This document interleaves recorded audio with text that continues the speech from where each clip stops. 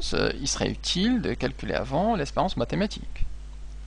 Comme ça, on l'intègre et on calcule cette somme.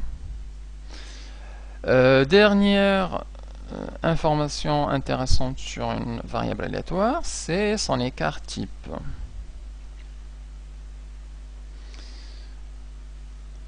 Alors, c'est l'écart type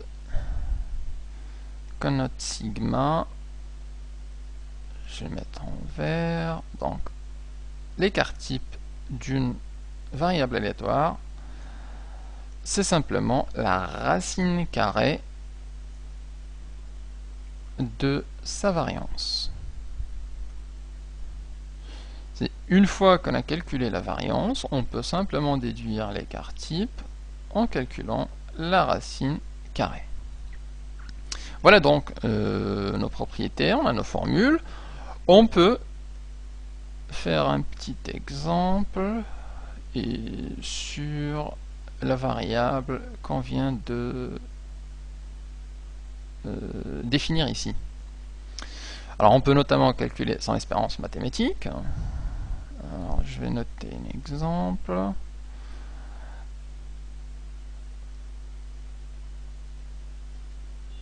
Exemple, l'espérance mathématique de notre variable, c'est non pas l'exponentielle, mais e de x. Alors la formule générale, c'est la somme des xi fois pi. Et on va dire ce que c'est. Alors le xi, on en a 5, et les pi, on en a 5. Donc en fait, ça correspond à premier x1 fois p1, plus x2 fois p2, plus x3 fois p3, plus x4 fois p4, plus x5 fois p5. Donc je peux le noter comme ça, x1 fois p1, plus x2 p2, plus x3 fois p3, plus x4 fois p4, plus x5 p5. Et ensuite, je vais simplement remplacer.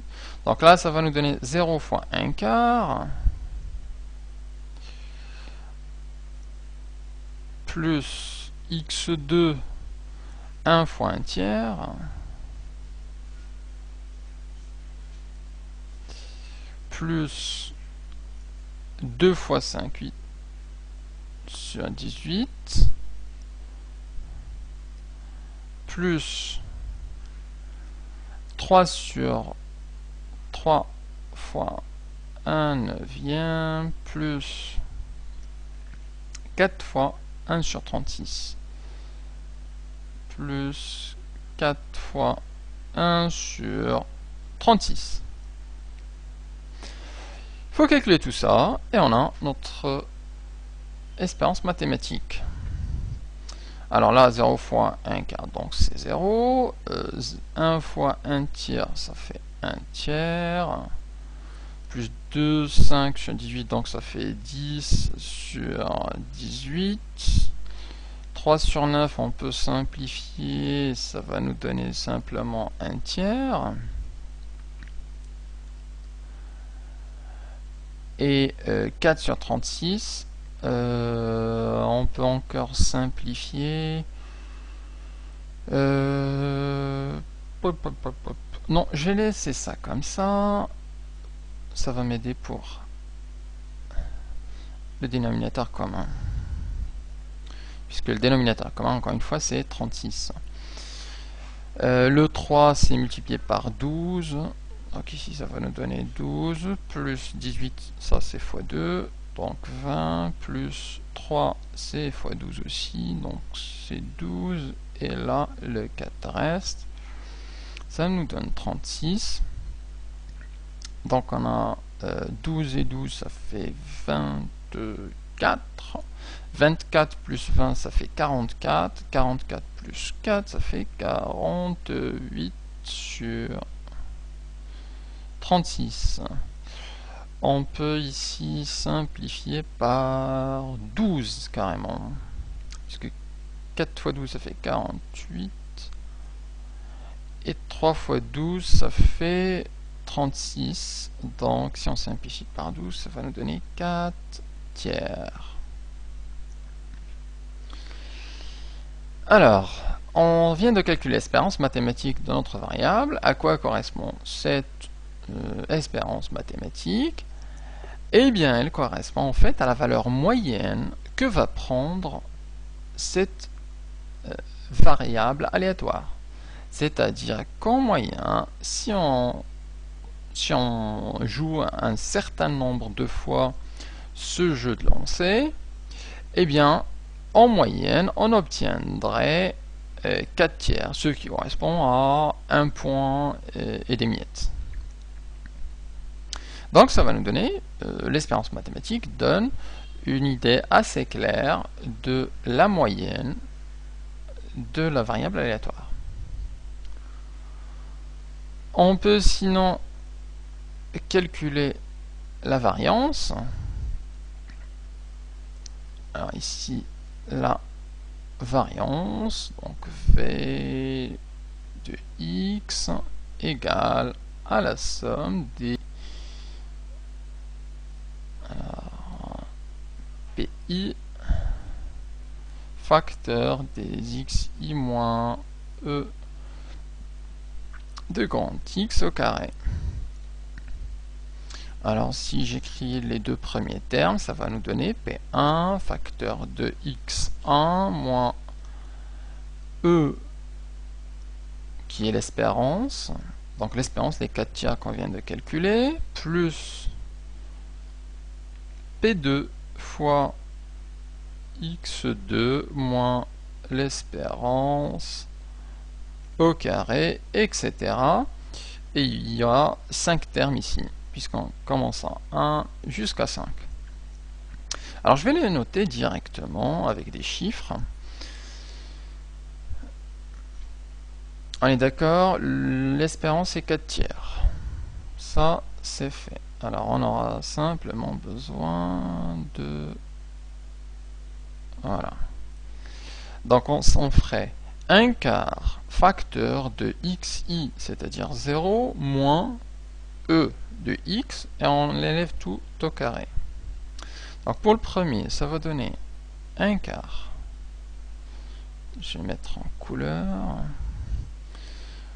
1 quart facteur de 0, ça c'est le x1, moins e, c'est, on a dit 4 tiers, et il faut élever au carré, plus P2, le P2 c'est 1 tiers, donc il nous faut faire 1 tiers facteur de 1, qui est le x1, moins le de x au carré, plus, ici le PI c'est 5 sur 18, facteur de 2 moins, etc. Donc 5 sur 18, facteur de 2 moins 4 tiers au carré, plus 1 neuvième facteur de 3, 1 neuvième facteur de 1, facteur de 3, moins 4 tiers au carré, plus 1 36e facteur de 4 moins 4 tiers au carré. Et on a donc le calcul de notre variance qu'on peut calculer. Alors on va y aller doucement et on va faire ça.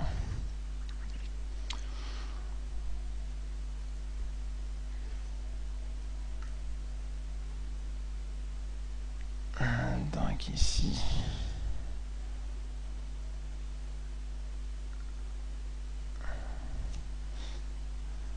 là, donc ça c'est égal.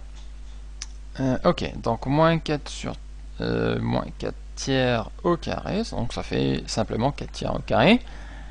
Ça va nous donner 4 tiers au carré, donc 4 au carré ça fait 16, et 3 au carré ça fait 9.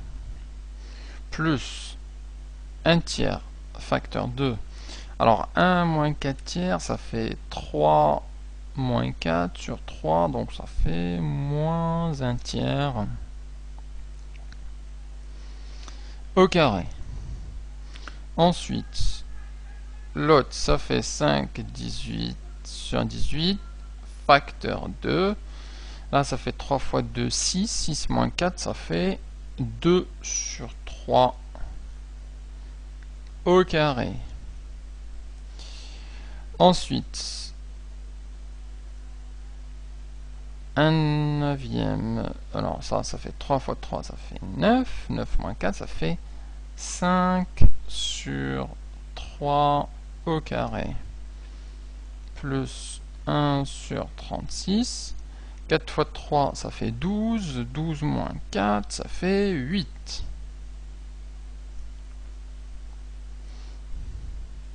Au carré. On calcule ça, donc là ça fait 16 sur 36. On peut simplifier ça. Le 16 ici on simplifie par un 4 et là par un 4, donc ça nous fait 4 neuvièmes. Plus, alors 1 tiers moins 1 tiers au carré, ça fait 1 tiers au carré, donc ça fait 1 neuvième. Et ça nous donne 1 tiers fois 1 neuvième. Plus 5 sur 18 fois 2 tiers au carré, donc ça fait 4 sur 9. Plus 1 neuvième fois 5 tiers au carré, donc ça fait 25 divisé par 9. Plus 1 sur 36.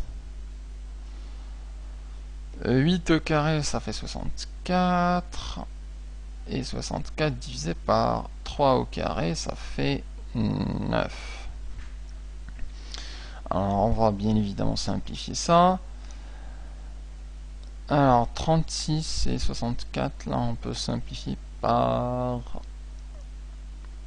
là ça fait 8. On va simplifier par 4 déjà. Là ça va nous donner 9. Et 64, ça va nous donner... Alors, calculatrice. 64 divisé par 4, ça fait 16.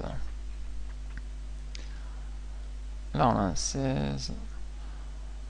Pam, pam, pam, pam.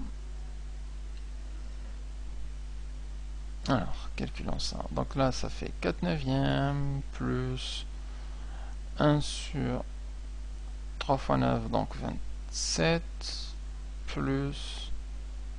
ici, on peut simplifier. 8, c'est 9 fois 2. Donc, on peut simplement simplifier par 2. Ici, 2 et là 2. Donc, ça fait 10. 5 fois 2, 10. Sur 9 fois 9, 181. Plus 25 sur 81. Plus 16 sur 81.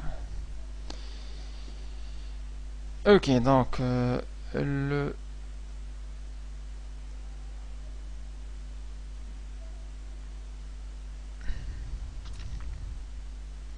dénominateur commun, c'est 81. Alors d'abord, ici il y en a 9, il faut multiplier par 9 au numérateur et dénominateur, donc ça fait 36 sur 81. Donc là, 36 plus le 27. Alors pour passer de 27 à 81, ça fait... Je sens que c'est 3. 27 fois 3, c'est bien ça. Donc ça va nous donner ici simplement 3. Plus 10, plus 10, plus 25, plus 16. Plus 10, plus 25, plus 16. Alors l'intérêt de le simplifier comme ça, en fait, c'est d'avoir une fraction simple, parce que des fois dans les questions, on demande explicitement des fractions avant de calculer les nombres à virgule. Alors je fais la somme de tout ça, 36 plus 3 plus 10 plus 25 et plus 16. Ça nous fait 90 sur 81. Et il y a un moyen de simplifier ça par 3. 81 divisé par 3, on avait dit c'était 27. Donc, et 90 divisé par 3, ça fait 30. Ah, directement par 10. Ouais, ok. Directement par 9, ça nous donnerait 10 sur 9. Et c'est irréductible. Et c'est notre variance. Donc V de x. Dernière étape, c'est le calcul de l'écart type. Donc il y a la racine carrée de la variance. Donc là, c'est l'écart type, c'est égal à racine carrée de grand V de x, et donc c'est égal à la racine carrée de 10 sur 9. Alors on va simplifier ça, c'est la racine de 10 sur racine de 9, puisque la racine de 9 on peut le calculer, c'est 3, et c'est simplement racine de 10 sur 3, qui correspond à l'écart type de notre variable aléatoire définie par ce tableau. Voilà donc pour cette première partie sur les probas. On verra ensuite les lois de probabilité continue pour clôturer ce chapitre.